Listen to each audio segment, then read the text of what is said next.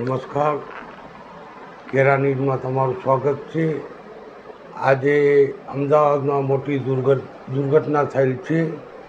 અમદાવાદથી લંડન તરફ જઈ રહેલી એર ઇન્ડિયા ફ્લાઇટ 171, જેમાં 242 પેસેન્જર હતા.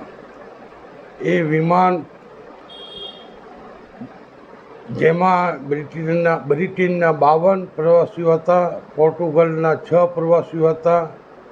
મળતી માહિતી મુજબ ગુજરાતના પૂર્વ મુખ્યમંત્રી વિજય રૂપાણી સાહેબ પણ પેસેન્જર યાદીમાં નામ છે.